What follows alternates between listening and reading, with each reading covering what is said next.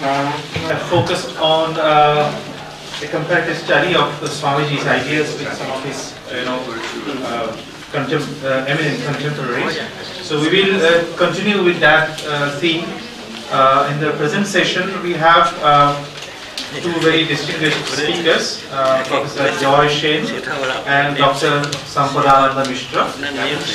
Professor Joy Sen is associated with IIT Kharagpur, and his paper is entitled A Comparative Study of Educational, Social and Religious Thoughts of Yugacharya Swami Vivekananda and Vishwakavi Rabindranath Tagore, a study of divergences and convergences.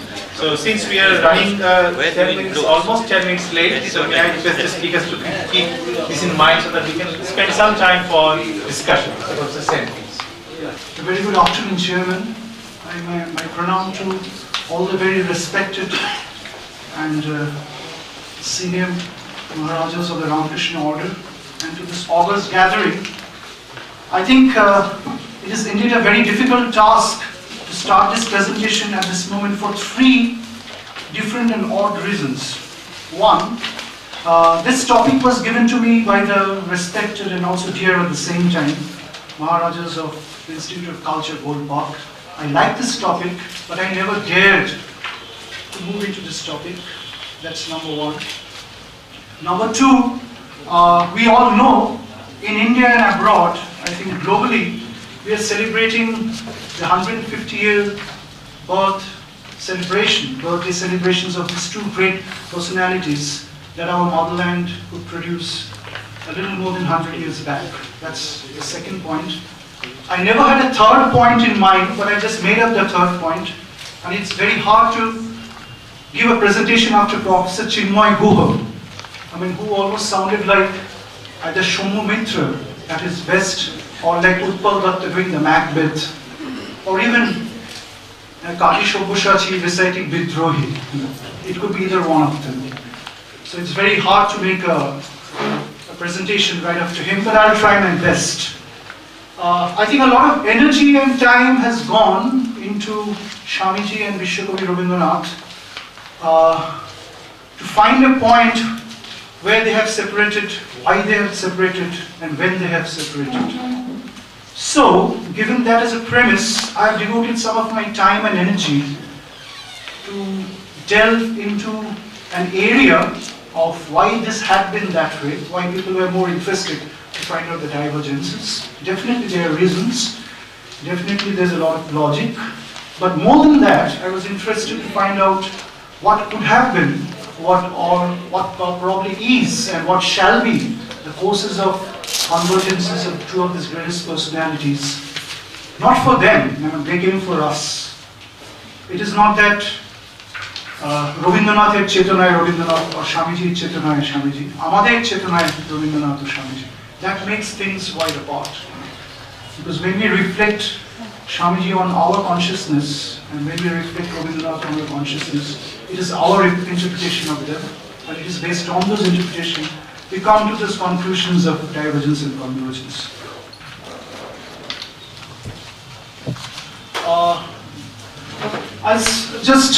This is a visual tool which will help us, and this is Abanindranath at his best, Bharat Mata. This is the spirit that was hovering in the minds of the then epicenter of Bengal from India's Renaissance, which is Kolkata. This was the decade of the 1960s. I'm sorry.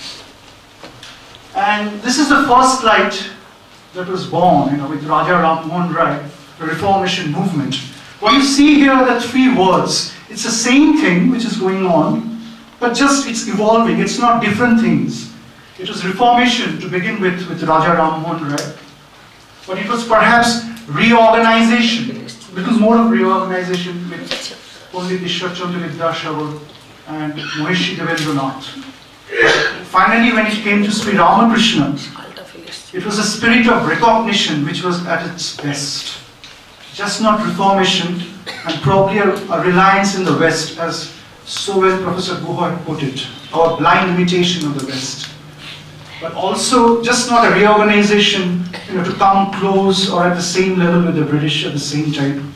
but a true, heartfelt recognition of what we have, what we had in this country for ages.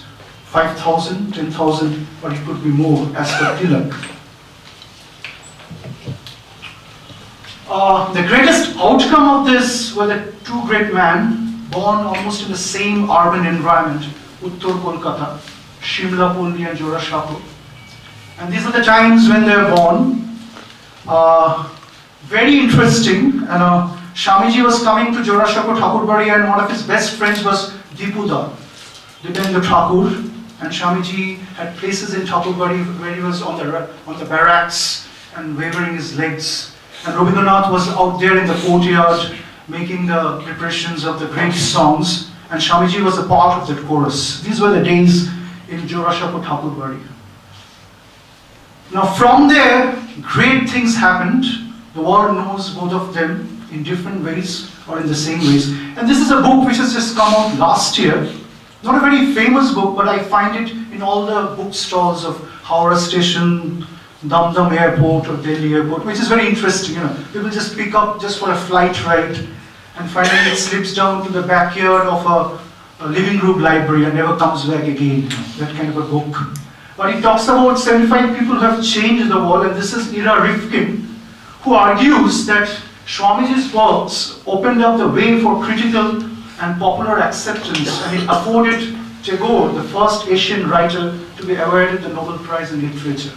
And through Tagore, it went further. You heard Professor Guha, and all that happened.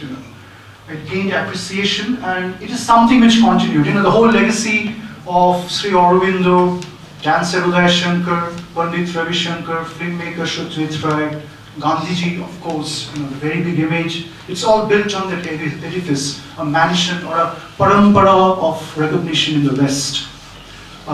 It's not recognition of West, it is recognition of the East by the West. That's the right way of putting it. The divergences are very well known. One is a Kobi, the other is a Shannashi, and a lot of time and energy has gone to find out the differences between the two. One is a Kobi, very mellifluous, ethereal, not so practical, spending time in literature and poetry, but finally becoming a little ascetic, moving out from the Uttarayan, entering Shamoli, a stabilized art block house, going to Pearson Poli, working with the Shantals and becoming a different man.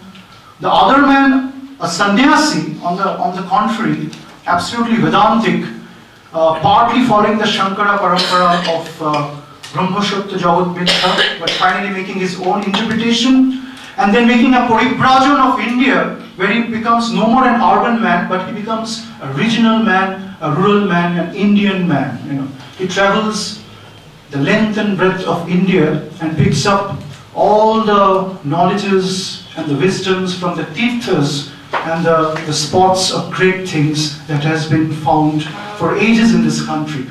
This is a very interesting diagram which comes from Richard Feynman's nonlinear dynamics, and Fritjof Capra used it in his very popular book, The Tao of Physics. What it shows that even though the two different arrows A and B are plotted from an axis, which is Cartesian geometry, but finally they are projections of a big cycle which is going on. So as layman, as very ordinary man, we see them as two different lines. We think one is a Kavi and the other is a Shanyashi. If you go deep into it, much of the recognition of the West, by the West, of this Indian ethos which is happening right now in ecology, in economics, in environmental sciences, in literature, is actually happening through mathematics. Science, Cartesian, reductionist science is actually breaking down, and a lot of non-linear dynamism, I think Professor Murthy is an expert in that, is actually entering in the domain. So it's actually not divergence.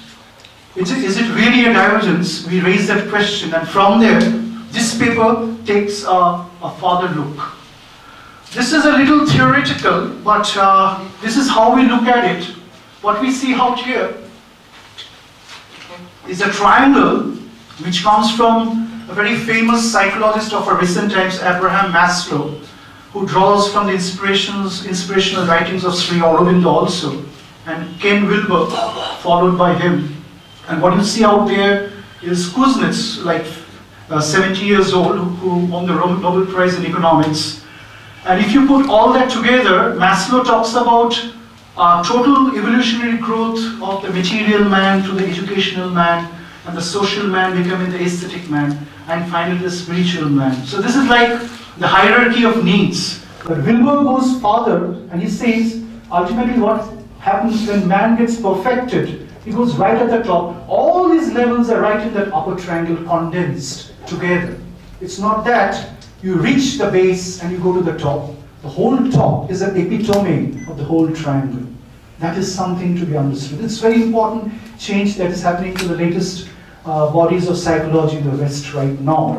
And what Kuznets talks about is that he actually started the whole argument economically. He said the countries which are just coming out of industrial pollution after the Second and the Third World War, and the country which have caused the maximum industrial pollutions, like the US or Europe, and we're talking about depolluting and the Brundtland Commission and the sustainability on all that, is actually the country who is making a shift from the brownfield technologies to the green technologies. And they are not giving that time to the developing of the third world countries, because they also need another 50 years to come out of their red or semi-brown technology. These are extremely strong evidences of a lifeline that runs between the two masters. And we cannot just get away with them.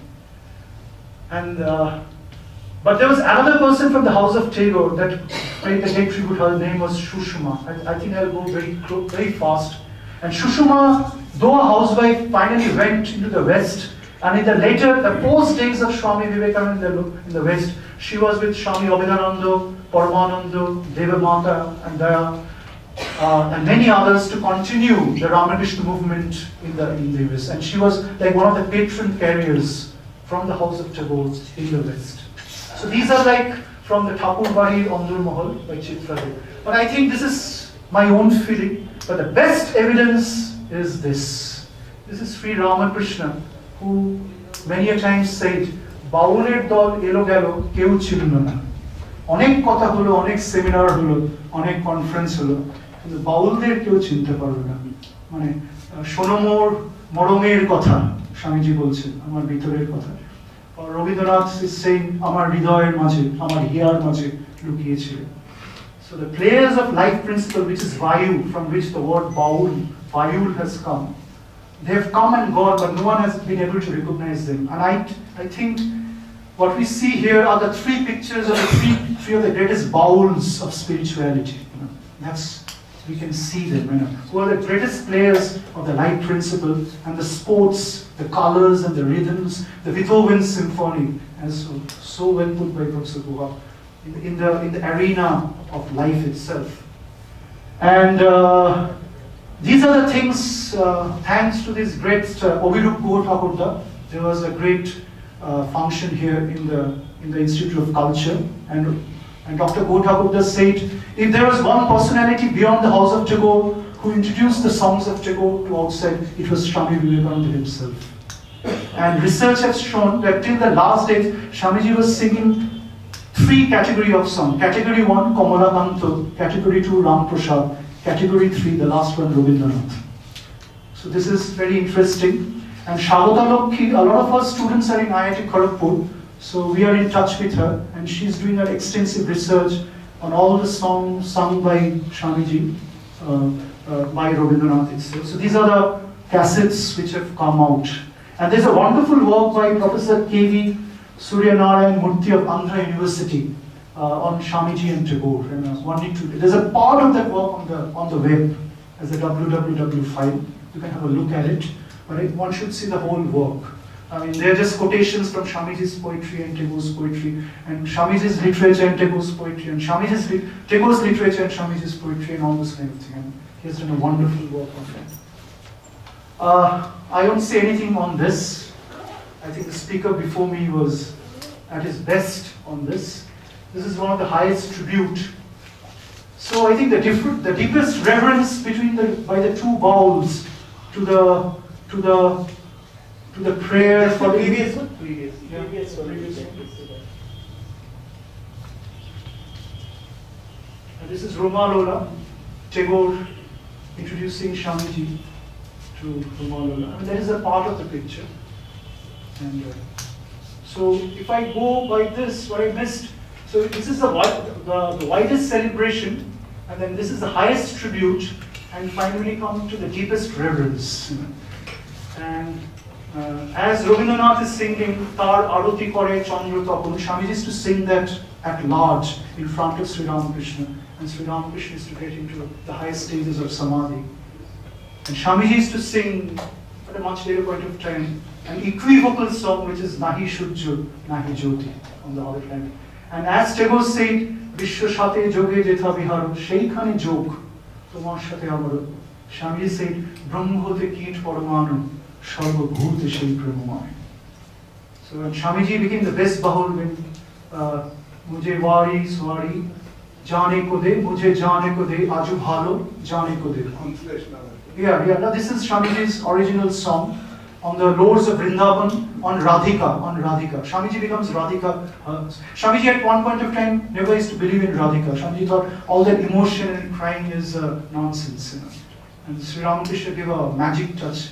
He said, Radhika ke bhalobashish na bhalobashish or tan tukune. If you don't believe in the personification of Radhika, take the impersonal spirit of Radhika and it's transplant into your soul.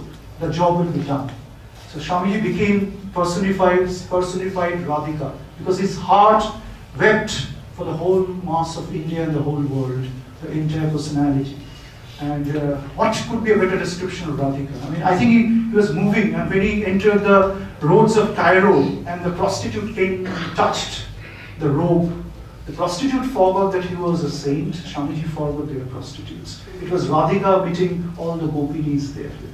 That's the level of Advaita. If that's not true, what else is Advaita? So what else is Advaita? So Swamiji says, Mujhe jane ko de, Pashubhala jane ko de. If you don't understand that, Mujhe jane ko de, leave me alone, let me go away. That great Vivekananda is all gone. It's a little Vivekananda, the small boy who wants to take a part away from this world. Anek hoyeche, a lot has been done. It has only happened because the master has kept the gun point behind me.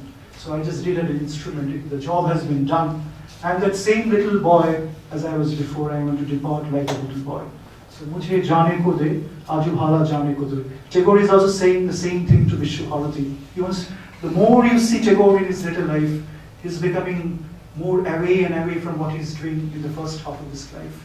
Nothing touches him. The daughter's death, brother-in-law's death, the sister-in-law's death. But one day, Tagore was not having lunch, dinner and everything for 3 consecutive days. And Abanindranath was standing behind, dare not touch Tagore. And Nandulal standing behind. And I don't have a detailed description, I can give you the evidence. It's there in 2 or 3 books. And then finally, I think they had sent one person to touch Gurudev and make him turn around. And when Tagore turned around, they saw Tagore was all old. The hair was half white. And it was as if he didn't have sleep for the last 7 or 8 days. And then everyone said, Gurudev, ki hoyeche, what has happened to you? And Tagore said, you don't know. I said, well, what? Yeah, I mean, what is there to know? And what has happened to you? And then was a stone silence. And then someone dared us, Amra jani na ki hoyeche Gurudev? We don't know what happened. And then Tagore said, পৃথিবীর বুকে অশুভ দামামা বেচে শুরু হয়ে গেছে, প্রথম বিশ্বযুদ্ধ শুরু হয়ে গেছে, খবর এসছে, তার এসছে, হাজার হাজার লোক মারা গেছে. Thousands of people have died. Thousands of people died in that island in the Pacific. Swamiji in Belur comes out with a reddened face. They had all that panic and all that terror. And Swamiji, as the Mahayogin in Belur is feeling that from thousands of miles apart. This is Swamiji, this is Tagore. Why are we talking about divergences and convergences? They are all one. So, Atmana Mokshatthaya Janatithaya. Deliverance, where else is deliverance? Our Master himself has joyfully taken upon him the bonds of creation. He is bound with us forever. Namaskar.